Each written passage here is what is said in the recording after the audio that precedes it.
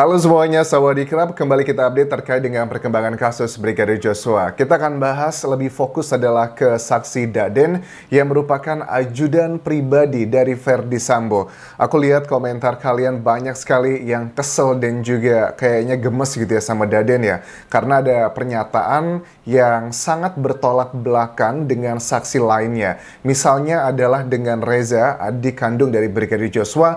Di situ dia membantah bahwa saya tidak benar menggeledah Reza, bahkan menggeledah motornya atau memeriksa motornya bawa senjata atau tidak, itu dibantah semuanya. Tetapi kalau suruh memilih ya, karena ini adalah bagian dari hakim nanti menentukan lebih percaya keterangan Daden ataupun Reza untuk isu apakah benar sudah menggeledah atau tidak. Karena mengenai isu ini, yang kalian sudah tahu bahwa Reza mengklaim pada hari kejadian di tanggal 8 Juli 2022 tersebut, si Reza kan ditelepon oleh Daden untuk ke Provos karena ada yang mau ketemu, tetapi pada saat dia harus mengambil baju di laundry, baju dinasnya, dia mampir ke rumah Saguling, bertemulah dengan Daden, dan salah satu hal diceritakan dia diperiksa ada senjata atau tidak. Aku melihat awalnya hakim tuh sudah sangat yakin ya bahwa Daden ini sudah mengetahui kalau Brigadir Joshua sudah meninggal di hari itu, di jam itu. Tetapi dia membantah, dia tidak mengetahui peristiwa bahkan meninggalnya Brigadir Joshua, dia mengetahui sehari setelahnya. Aku sih tidak percaya dengan keterangan ini. Kemudian ada satu poin juga kita akan bahas, ini sepertinya berusaha diserang oleh timnya Verdi Sambo untuk Brigadir Joshua. Di awal persidangan, tim kuasa hukumnya Verdi Sambo mengatakan bahwa mereka menduga sangat kuat, ya kata-katanya sih dugaan, tapi perilakunya sudah seperti menuduh ya, bahwa Brigadir Joshua ini punya kepribadian ganda. Ini dikatakan banyaklah serangan-serangan, misalnya dari Damson, Satpam dari Satpam dari Verdi Sambo dan juga Putri Chandrawati yang menyatakan hal-hal tersebut. Ini pun juga sama, berusaha disampaikan oleh Daden dalam salah satu keterangan. Misalnya pada saat di tanggal 6 Juli 2022, Daden itu diajak menurut Daden diajak oleh Brigadir Joshua untuk mengambil tumpeng dan juga kue yang akan dijadikan kejutan di malam peringatan hari pernikahan, ulang tahun hari pernikahan FS dan juga PC. Saya diajak ambil nasi tumpeng ke Sego Deso menjelang maghrib. Setelah itu ke toko kue, toko Kiori. Daden masih sangat ingat ya nama-nama tokonya, adalah hal yang menurut aku janggal. Dia banyak ditanya sama Yang Mulia Hakim, maaf Yang Mulia, saya lupa, siap saya lupa. Tapi untuk hal sesimpel ini, detail seperti ini maksudku dia ingat, ya nggak mungkin lah ya. Yang lainnya hal-hal yang lebih nyata kok malah tidak ingat seperti itu. Misalnya kayak keterangan, ada banyak hal lah, nanti aku akan jabarkan di sini. Kemudian juga dilanjutkan, setelah itu di tanggal 6 tersebut kami mampir ke tempat makan Migacoan, ingat juga namanya, dan pulang sekitar jam 10-an malam setelah mendapatkan dua hal tersebut, kue dan juga nasi tumpeng. Jadi mereka tuh standby di mobil di rumah Cempaka tersebut di Magelang. Mereka standby di sana karena mau ngasih kejutan gitu, surprise. Jadi menjelang jam 00 baru mereka turun membawa kejutan. Jadi selama 6 jam nggak sih? Dari jam 6 sampai jam 00 ya, sekitar 6 jam lah ya.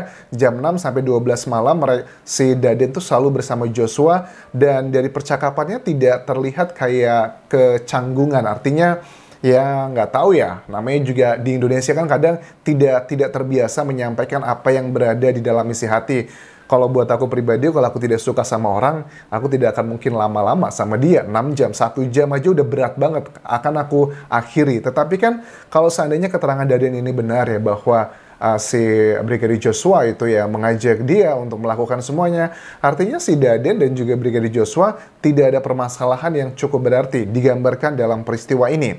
Kemudian dalam 6 jam bersama itu si Daden mengatakan bahwa Joshua tuh sempat curhat ke saya, katanya gini. Ini adalah bagian-bagian menurut aku sudah framing begitu. Menurut aku ya, curhatnya gini di jalan. Le, ini manggilnya ke Daden, Joshua. Le, kau selama ini punya rasa jenuh nggak? Yang namanya kerja pasti ada rasa jenuh. Pinter-pinterlah mengatur dan makanya harus punya resolusi dan target hidup. Terus dia nepuk tangan saya, kata Daden, sambil bilang, gue nggak punya resolusi. Kenapa? Makanya kamu nikah, kata Daden. Kenapa? Karena kalau kita melayani pimpinan, fokus kita ke pimpinan saja. Makanya kita butuh ada yang ngurus kita. Nikah sama siapa juga, Le, kata Joshua. Yang bidan itu, Le, enggak lah. Sudah enggak, makanya kau carikan aku cewek lah. Dikenalin kemarin gak ada yang pas. Memang ada yang sempat saya kenalin beberapa, kata Daden. Kamu harus pinter mengatur keuangan, nasihat dia ke Joshua. Bagian ini adalah bagian lagi dan lagi dari timnya Ferdy Sambo, misalnya dari Damson ya, yang mengatakan, ini satpam ya, dari FS ya, yang mengatakan bahwa ada dekat dengan perempuan lain, namanya Vita, terus juga yang lainnya. Kehidupan yang hedon seperti itu yang pertama. Yang kedua, dari timnya kuasa hukum FS dan juga PC menyerang orang tua Brigadir Joshua. Apakah selama menikah orang tua Brigadir Joshua ini pernah pisah gitu? Karena sepertinya mereka mendapatkan informasi pernah ada mungkin hubungan orang tuanya sempat tidak harmonis, karena make sense sih biasanya ya. Aku tidak bermaksud mengejudge ya, karena pada saat orang itu berada di ekonomi bawah, menengah ke bawah, banyak hal-hal kecil tuh bakal menjadi masalah, misalnya kayak masalah ekonomi dan sebagainya. Memang ada potensi ke sana juga, makanya kemungkinan besar timnya kuasa hukum ini sudah mendapatkan data tersebut, kemudian diolah datanya untuk menyerang Brigadir Joshua. Hubungannya apa, Anjas? Ya biasanya kan memang benar, kita nggak bisa pungkiri anak-anak yang berasal dari keluarga yang pernah punya masalah dan kalau tidak diselesaikan itu akan memiliki permasalahan psikologi. Ini berusaha untuk dikatakan ke awal tadi masalah pribadinya Brigadir Joshua yang kayak kepribadian ganda itu adalah bagian di sini. Nah, kemudian ini juga sama dengan Daden. Daden juga mengatakan hal yang kurang lebih linear dengan keterangan-keterangan tadi. Nasihat menikah mau saya jodohkan, gimana dengan bidan Jambi itu? Ini juga maksud aku menghancurkan hati Vera ya pasti ya, karena terlepas benar atau tidak, ini yang selalu berusaha untuk diserang karena ada peluang untuk mengarah ke sana. Vera kan mengklaimnya selama ini dia hubungannya baik-baik saja, bahkan di hari kejadian pun juga sempat berkomunikasi. Kalau dibandingkan data yang disampaikan Vera dengan data yang disampaikan tim FS, aku sih lebih cenderung yakin dengan data dari Vera, karena kalau seandainya Brigadir Joshua sudah tidak lagi mencintai Vera, amin, kita nggak bisa ngejudge juga karena hati orang kan siapa yang tahu ya. Tetapi paling tidak Brigadir Joshua itu masih ada komunikasi yang baik, itu kan masih ada intens ya, masih ada setiap seminggu sekali selalu berkomunikasi. Itu adalah indikasi yang masih baik-baik aja. Kalaupun mungkin Joshua bertemu dengan perempuan-perempuan lain, bagi aku juga tidak masalah. Karena kan belum ada ikatan pernikahan, adalah hal yang wajar kita berteman, kita mencari orang yang menikah puluhan tahun aja bisa cerai, apalagi cuman pacaran. Which is ini nggak ada hubungan dengan kasusnya atau nggak ada hubungan mencerminkan kepribadian dia ganda atau seperti ini. Kalau seandainya orang pacaran gitu, aku pacaran gitu, terus aku cari cewek-cewek lain, dikatakan bahwa aku punya kepribadian ganda, berapa puluh persen nih orang di dunia yang memiliki kepribadian seperti itu kan bukan hal yang aneh gitu loh, bagi aku pribadi ya, terlepas pro dan kontra. Kemudian juga ada salah satu hal yang juga cukup unik pada saat Putri Chandrawati mendengarkan respon tentang pertanyaan hakim. Siapa yang memotong tumpeng, siapa yang memotong kue, terus juga siapa yang diberikan suapan pertama oleh FS dan juga PC. Putri Chandrawati ada senyum-senyum manja gimana gitu. Dan ada bagian yang cukup menegangkan dan ada indikasi bagian yang aku yakin itu bohong, ada bagian yang yakin itu benar dari keterangan Daden. Dipertanyakan begini, malam anniversary, ini ibu dan bapak potong tumpeng. Kue yang suapin dari bapak FS ya, yang pertama kali itu adalah Ricky disuapin. Dia ingat karena alasannya senior adalah yang pertama kali. Kalau nggak salah, yang terakhir itu adalah saya. Oke. Terus kalau nasi tumpeng yang suapin siapa? Ibu PC. Siapa yang pertama kali? Ini adalah mulai ketegangan sudah terasa. Pasti bapak dulu kan kalau kata hakimnya. Kemudian dengan ragu, Daden mengatakan, siapa yang kedua? Siap, saya tidak ingat. Antara pertanyaan siapa yang kedua dengan jawaban siap saya tidak ingat, itu nggak ada jeda. Nggak ada jeda 2 detik itu tidak ada. Langsung dijawab. Biasanya kan kalau orang ditanya, Anjas kamu masih ingat nggak di ulang tahun kamu siapa yang kamu suapin pertama kali? Bentar-bentar. Oh, ini si dia. Ada jeda paling tidak 1, 2, 3, 4 detik lah paling tidak. Tetapi di sini pertanyaannya itu jawabannya tidak ada jeda sama sekali. Langsung dijawab, siap, saya tidak ingat. Oke. Pada saat ini di pertanyaan mengenai potong tumpeng ini, Putri Chandrawati cuma senyum aja. Kenapa? Kayak ada memori-memori lama gitu teringat. Tapi aku sih sangat menduga kuat ya. Karena ada orang pada saat seseorang itu mengatakan sesuatu hal dari hati, kita juga akan bisa merasakannya. Pada saat ditanya tentang siapa yang disuapin pertama kali oleh PC setelah Ferdy Sambo, dugaanku sangat kuat itu adalah Brigadir Joshua. Alasan yang pertama, dikatakan di sini Daden, biasanya yang pertama kali disuapin kalau dari bapak itu adalah Ricky karena dia yang paling senior. Kalau di timnya PC yang paling senior siapa? Kan ada cuman Baradae yang berfungsinya sebagai driver, yang kedua adalah dari Brigadir Joshua, kemudian ada Susi dan sebagainya.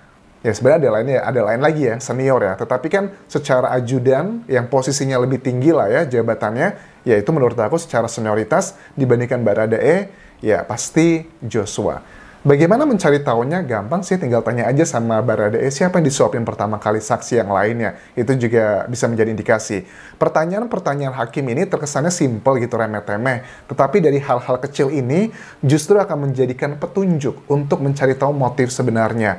Petunjuk adalah salah satu dari 5 alat bukti.